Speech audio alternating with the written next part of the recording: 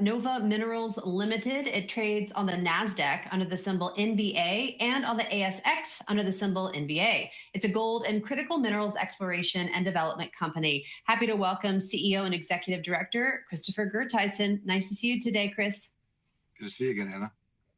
All right, the floor is yours. Thank you so much. So at Nova Minerals, it's all about the Estelle Gold and Critical Minerals Project, where we're developing North America's next major trend here in Alaska. At a glance, 200 square mile claim block, large project where to date we've defined almost 10 million ounces across 2 deposits of gold, that is, at Corbell up north, bulk tonnage system, and then down south, which really become the jewel in the crown at RPM, very high grade deposit there, and 20 other known prospects at various stages of advancement across the project of gold, copper, silver, and many of these critical minerals. And the big one drawing a lot of interest there is antimony. And the first prospect we're looking at for that is the Stibium prospect there on the map. So really, we're in the right place, the right time with the right commodities. We've become a dual commodity company with gold, and now the antimony has really found us. And we're pursuing that both at record high prices and continue to rise rapidly. And we are pursuing both in our efforts.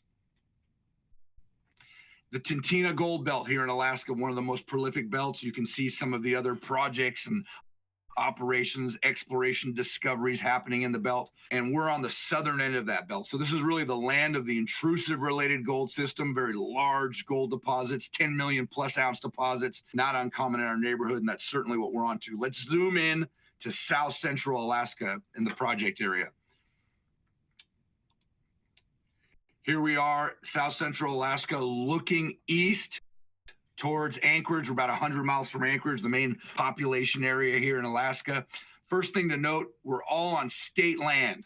So no federal land and no native corporation land to contend with. That includes the project area there, as well as all this infrastructure that's either out there or in the planning stages. In terms of infrastructure, so important with these projects, access. So we have a 4,000 foot plus airstrip on the site that we support the project year round. We're actually looking to expand that.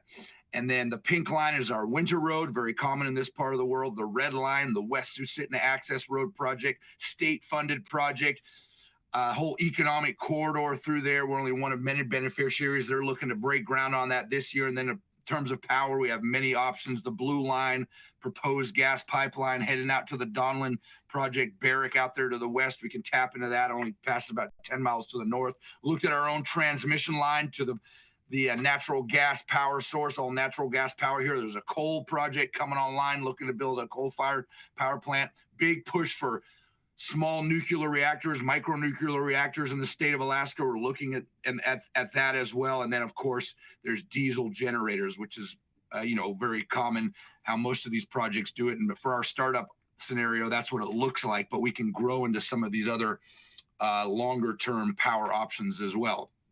So the project itself, 35-kilometer long mineralized corridor through here, and we've been focused on these areas that are circled red, mainly for gold, blue for antimony, and for gold, of course, we have Corbell and RPM, where we have our resources defined and lots of outer line prospects as well. We continue to advance, and then here's the main antimony and gold prospects that we're working on right now, which is Stibium and Styx. So ultimately, this is a larger project, district scale play, not many of these left in the world. And we've looked at that, and it's it is, decades of mine life, but it comes with a hefty CapEx to achieve that. So what we're focused on right now is the lowest CapEx option, laser focused on that with a feasibility study. And we're going to go straight after RPM. We're looking at something with our feasibility study, something in the $100 million CapEx range. For that to get started and then grow ourselves into a larger project. But at RPM, to date with our work, we've defined 3 main zones here in north, south, and valley. Here's the actual drilling we've completed. Most of it has been focused around RPM north here, where we have all that close space drillings, and then we keep chipping away at the valley and south zones. Here's some typical intercepts. And these are just world-class, spectacular intercepts. I'll read one off here at RPM 005. 400 meters at 3.5 grams per ton, including 132 meters at 10 grams per ton. Now I could go on, but that's very representative, very typical of RPMs, particularly that RPM North Zone where we intend to, work on this feasibility study for our startup operation. And this is the starter pit area you see here, focused on that RPM North Zone. And in that zone, what we see, this is a 1 gram per ton cutoff grade shell. And even at that very high cutoff, we see very thick, broad, continuous zone. And that's what we're looking to attack here in our startup scenario, that RPM North Zone. And then down in the valley, we're starting to see another one of these high grade zones starting to take shape. And we have a lot of infill work and things to do there to continue to build that out. Here's the 0.3 gram per ton grade shell, much more aligned to a longer term mining cutoff grade. You can see the pit that's generated here from our work. That's an $1,800 pit shell that we completed. But you can see outside the pit, there's plenty of resources remaining outside of down below the valley here and off to the side at north. So we keep infill drilling those areas. And also with the improving them up, and then with the rising gold price, these pits will just get larger and deeper as we move forward, and we'll capture more and more of that resource. Resource classification to date with this is the model done at the beginning of 2023. Here's measured and indicated at RPM North. I should note that this drilling here is done after this resource, so that's not included in the resource model yet. And then our drilling we intend to complete this year, and that's to start here just around the corner, try to get started in May. Our target here at the RPM North is 500,000 ounces at 2 grams per ton, with an internal core of 250,000 ounces at 5 grams per ton. That's our startup right on the surface. We'll get straight into that and generate cash flow and then grow ourselves into the larger project. And the remainder of the deposit at RPM remains inferred. And so we get in there and we have to infill drill as well as step out and start to connect some of these zones. We've seen indications in our geological data that south and valley connect. So that's all intrusive in there. Big volume of 600 meters of strike length there. And then between valley and north, this is still wide open to link those two zones. And so some of our drilling this year will certainly start looking at that, as well as stepping out to the east here to continue to grow this deposit. Currently 1.1 million ounces total at RPM North. We see this as easily a 2-3 million ounce deposit. Just got to get in there and start drilling that. So we're going to hit this with up to 2 drilling rigs this year to start to prove that up and grow this resource and prove it up. There's also additional exploration upside at RPM here. Just along the ridge line, we've done quite a bit of exploration surface sampling. And so you can see here along the ridge line, there's a number of targets here, and then in the middle of the ridge here, and then out here on the nose of the ridge. So we have an RC rig that the company owns. We just hire a driller, very cost-effective drilling method, hit the first holes into these targets, hoping to intersect another one of these RPM North style high-grade zones. And then the grid sampling that you see out in the valley, that's just eroded material that's coming off RPM North. And what we see there is a over 1 gram per ton anomaly on the surface of eroded material. And what that is just eroding off that high grade bonanza grade RPM North, and it's coming down the valley here 1.7 kilometers down, ready to dig, crushed up broken material. And we're looking to drill this as well this year and probably focus on this nose as a first pattern to see that big upside of potential straight dig, heap leachable material. If that hangs together, it's about 50 meters of fill there in the valley of that material. So that's a big volume that we're hoping to really increase this resource. So that's another one of our targets. And of course, with our startup scenario, we're looking at a smaller scale, low capex processing plant here. Nothing fancy going on here. Our metallurgical test work has indicated, we crush, we mill, we float, and we regrind, and then we leach, and we're already getting over 95% recovery. In our feasibility now, we're honing in on some of these things and to make this more and more efficient. These numbers are only set to improve. This will be modular so we can continue to grow this as we move forward and scale up RPM. It's an ideal location here, not only close to RPM, but also very close here down in the south area to one of our most exciting exploration here is in the Train area. And so at Train, we have a number of prospects. The Train prospect proper, you can see here, up to 80 grams per ton and numerous high-grade gold samples there right on the surface. What you're looking at is surface rock chip samples and soil samples. Doesn't require complicated deep searching, expensive exploration techniques just yet. It's just mostly outcropping, and it's old school geologist boots on the ground. Very, very cost-effective exploration, how we make all our discoveries. A kilometer to the north of that is the Trumpet Prospect. And here again, high-grade gold up to 132 grams per ton, percents of copper, hundreds of grams per ton silver. We're really starting to recognize the multi-element potential here. Antimony and other critical elements. We're seeing elevated concentrations of gallium, scandium, tungsten, bismuth, some of these other very critical elements coincident with the gold. Here at the Shoeshine Prospect on the east side, here I want to point out, look at this one, 1,290 grams per ton, very high grade potential here at Estelle. Again, multi-element here, silver, copper, antimony at Shoeshine. And then the last one in the terrain area, Muddy Creek. This one tends to be gold only, a little bit of silver, but very clean metallurgically, but very high grade gold up to 128 grams per ton, 127. And what we're seeing there, even in the soil samples over a 1 kilometer strike length, is we're getting an anomaly of 2.5 grams per ton in the soils at ore grades. Usually soils are just an indicator to generate additional targets, but even the soils are running ore grades there as it erodes off that slope. So big potential there with all of those prospects there in the terrain area to establish a third and fourth resource as we move forward. We intend to drill some of those this year with our RC rig as well and start to establish and increase our resource inventory. But that's the startup scenario at RPM, as we discussed, and then we'll grow ourselves into the larger project with our own cash flow by expanding RPM and moving into the Corbell deposit, which is up north, and I'll take you to now. So at Corbell, same story, a number of prospects we're working on. Let's focus in on those black dots where we have the resources defined.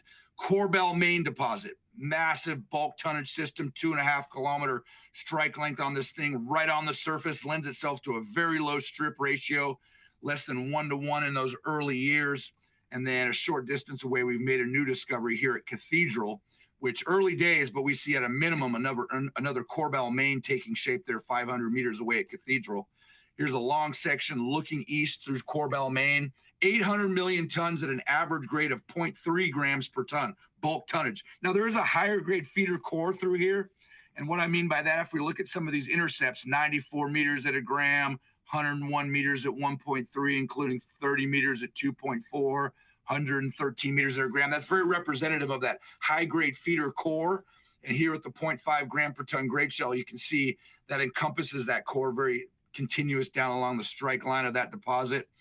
0.3 gram per ton grade shell, and really bulks out. Like I said, 800 million tons here. What do we intend to do with this? So the intention there, once we grow ourselves into it, is to go to the starter pit right on the surface, that higher grade material, direct mill feed, and then the lower grade portions of the deposit to understand there's sheeted veins through there. And when you selectively sample those veins, they're running ounces per ton. And so in the lower grade portion of the deposit, it's just the vein density is less, but those high grade veins are still in there. So we're looking at some scenarios where the lowest grade portions of the deposit put on a heap leach pad, and then we'll have a medium grade material, and we'll utilize ore sorting. And so we've done extensive test work, and we're seeing a 10-time upgrade using XRT density ore sorting to be specific. We're taking 0.4, 0.5 gram material and upgrading it to 4 to 5 grams per ton. And so that's why we include these lower grade resources, bulk tonnage resources, because we're seeing that upgrade using that ore sorting just works exceptionally well. So in terms of resource classification, most of the in-pit resources here are indicated. We were working on this years before we even discovered an RPM. And then you can see on the outside of Corbell main, lots of inferred for potential upside. And then Cathedral remains inferred, and we still have to get in there and infill drill that. That's all future upside. And here's some surface sampling at Corbell, and you can see with these grades, 114 grams per ton, 98 grams per ton. That's the material we're separating out with the ore sorters. You can see with those grades how we readily achieve that 10-time upgrade. That 10-time upgrade by separating out that high-grade vein material. More on the process. Really, we've done quite a bit of test work here, and it's the same type of flow sheet that we see at RPM. Again, nothing fancy, conventional off-the-shelf technology. The only difference here is we're looking at utilizing the ore sorting. So to recap, The higher grade portion of the deposit straight to the mill, lower grade portions off to a heap leach pad. Then we'll utilize the ore sorters with a medium grade material, put them through the ore sorters, focus on maximizing the grade out of the ore sorters, the accepted portion running 4 to 6 grams per ton off to the mill, and then the reject portion, which still has some gold in it, off to the heap leach pad. So very efficient resource extraction, maximizing the total gold recovery over the life of mine, and all that straight to the bottom line, of course. So that's the process there. More on the exploration just south of Corbell is the Stony area. Same story, lots of high-grade gold we're seeing at numerous prospects, but also, again, here, thousands of grams per ton silver, percents of copper up to 12% in some of these prospects, antimony, many of these other critical elements. We have some porphyry copper targets here as well. I think we got one at Wombat here at West Wing for sure. And this just shows you the pipeline of prospects that we have when we continue to advance that will allow us as we move forward to be out here for decades and decades in any mining scenario by advancing these additional prospects. Speaking of antimony, here, let's move into the antimony space. This is one of our antimony discoveries. And like I said, the antimony really found us. And what we see there on the surface as we're looking for gold is massive stibnite veining, which is the primary ore mineral for antimony, right on the surface. And you can see it sticks. One of our hot prospects for antimony, up to 50% antimony is just straight massive stibnite is what we see there. And this has drawn a lot of interest from the U.S. government for sure. There's no current antimony production in the United States, and we've really been a first mover in this space, and it's drawn a lot of interest, particularly from the Department of Defense, to bring that production back to the United States, and they really see our project and our company being at the center of that.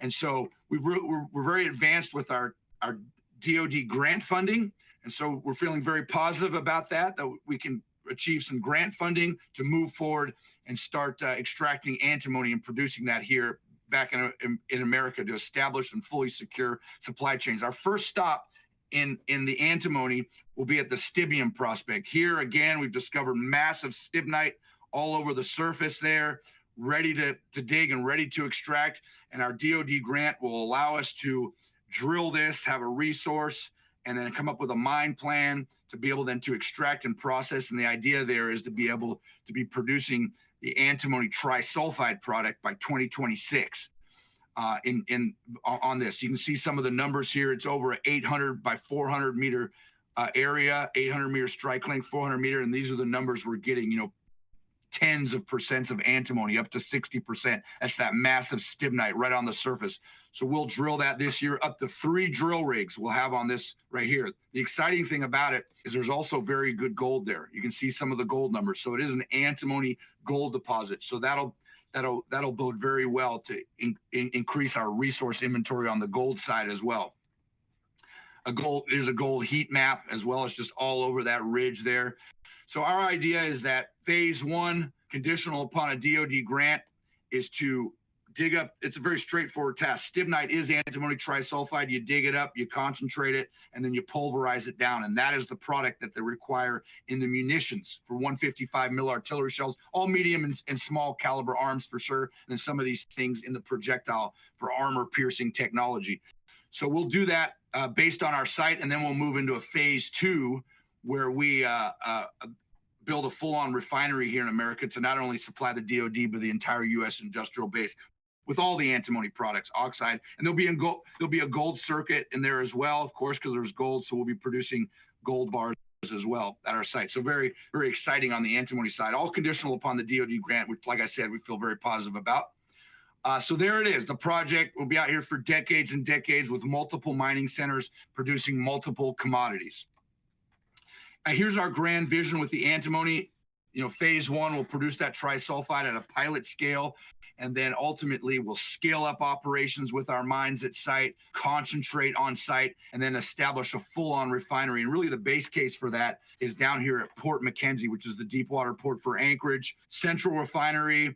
They love the location, multimodal port. It also creates an incentive for additional antimony projects across Alaska to produce a feedstock to feed into that central refinery to bring that supply chain back to the U.S. with our project really at the center of that.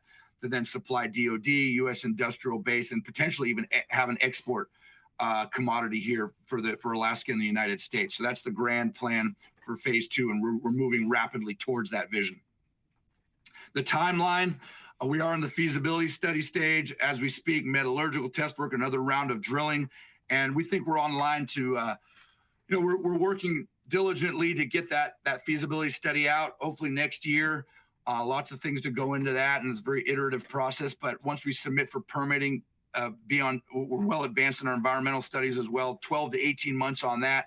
We think best case scenario on the gold side is to be producing sometime in 2027, 2028, and then of course expand ourselves into the larger project in 2028 and beyond. And then in the interim, dependent on these Department of Defense grants, it's the antimony opportunity.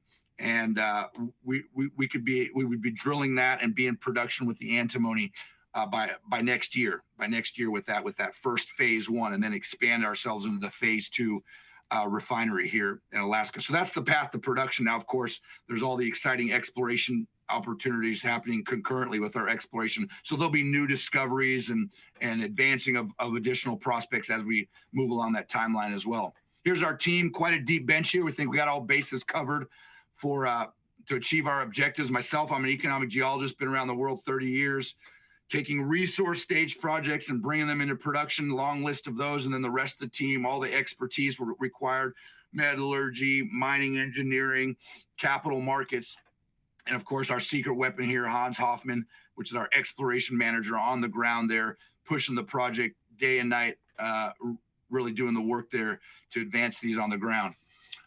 Quick corporate snapshot. So you can see, we listed on the NASDAQ last year, and really the volumes have really increased. A bit of a lull here. The news flow is kind of with all our results reported, but now we're just around the corner trying to start our news flow again in terms of results and drilling and exploration discoveries next year. So we think that should bode well to take off. And of course, sector wide, we've seen the gold price taking off. Really, the junior space is still flatlining. So there's a lot of, to fill that gap and for the junior space to catch up to that gold price. Big opportunity there for companies like Nova Minerals. In terms of our shareholding, directors, management, we hold almost 7% of the company. We've always participated in capital raisings along the way. Lots of skin in the game. We continue to do that. Nabari Gold Funds are a top institutional holder. They really got involved. They have a big equity piece there, but they're really ready to step up once this feasibility comes out with the construction finance, bridge finance. That's what they do. They've been a great partner. So we have other groups lined up as well. Shares on issue, 320 million. Few options and performance rights floating around, all out of the money, looking to expire very soon. And then 8 million in cash that'll allow us. And with this grant, if we get that cash will get really good bang for the buck, because the grant can cover some of the support costs, camp and these kind of things. And that money can be spent on the ground and for feasibility studies for RPM, and no debt. We have no debt currently. So with that cash, we believe we can get to the feasibility study for RPM, and then of course an injection for a potential grant there as well. In terms of catalysts, I mentioned it over. There's the grant. Watch the news flow on that. Permitting, we're starting to permit some things. There's some roads and this and that. Already received a few, so that's moving ahead nicely.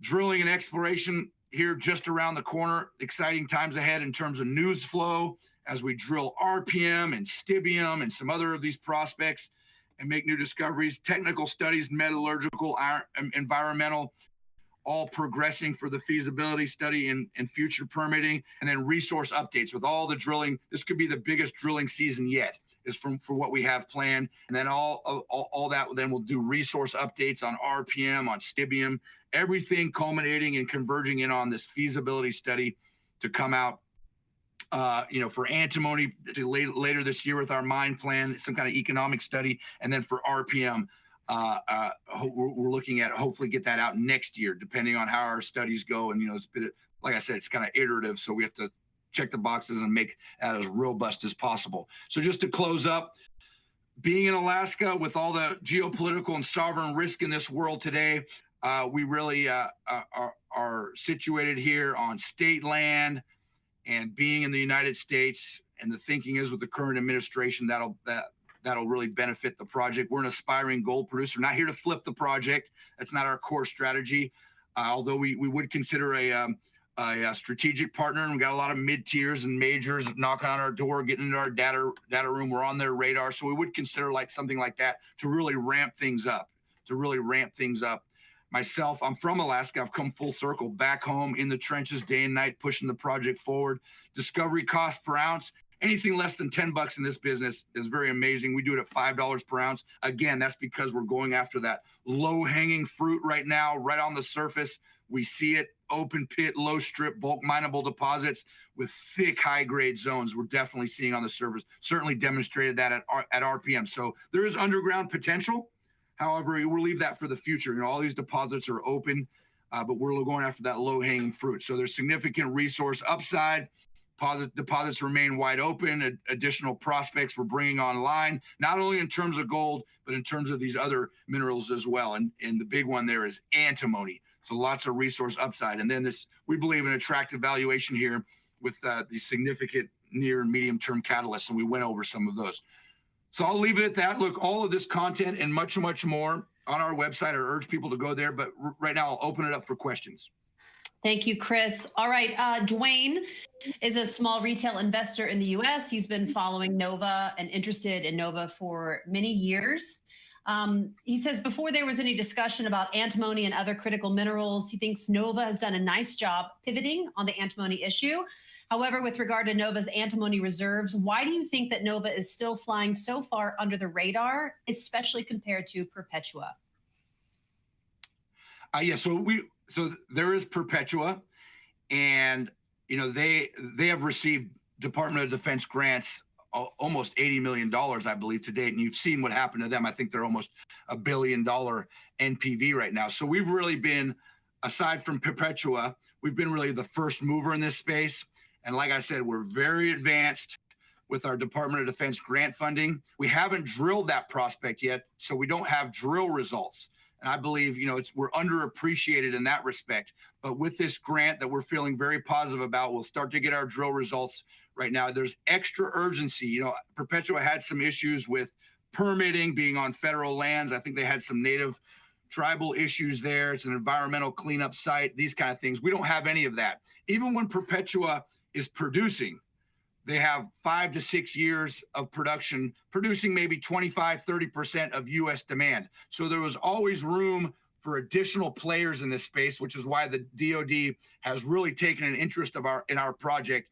And I think, you know, with the DoD grant and starting to drill and getting results and building a refinery, Perpetua is not looking to actually refine antimony, as the listener would probably know. We are. And so the DoD has really asked the company to take the bull by the horns and establish not just mining and concentrating here on site and do what? Send it to China. So we've really stepped up, and they said they can really get behind a company that can mine and refine that full value chain. And that's what we're looking to do. So this is an opportunity, my friend. This is an opportunity to, we've been flying under the radar, a gem in the rough. This is an opportunity for the investor to get in. That's all I got to say about that. Perfect. Thank you. Tim asks, assuming good ground conditions, what depths are you anticipating drilling to in the upcoming drilling campaigns? So at RPM, we've defined that quite well. Those holes will be anywhere from 200 to 400 meters.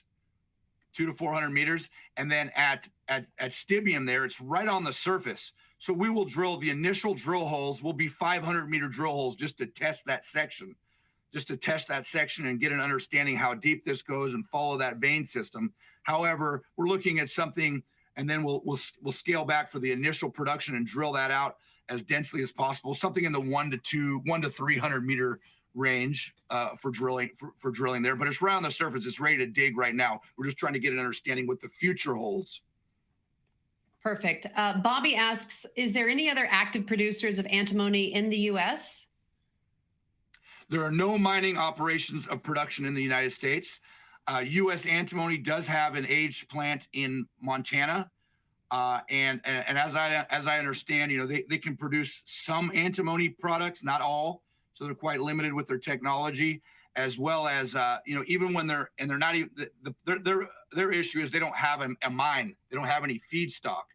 And so at this stage, getting feedstock from various places, and I think they're running at about half capacity. Even if they got up to full capacity, as I understand, they can maybe produce 5% of some of the antimony products required for U.S. demand. So that's where Nova Minerals comes in. But you have to research U.S. antimony. They do have some refining capacity, but very, very limited. Like I said, less, single digits if they were even at full capacity, and they have no feedstock. That's their issue. All right. Well, perfect. Chris, thank you so much for your time. We've got more questions, but we'll send them to you offline so you can answer on your own. But we appreciate your thorough presentation, and we'd love to have you back real soon. Thanks so much. Looking forward to it. All right, everyone, stay with us. We'll be right back.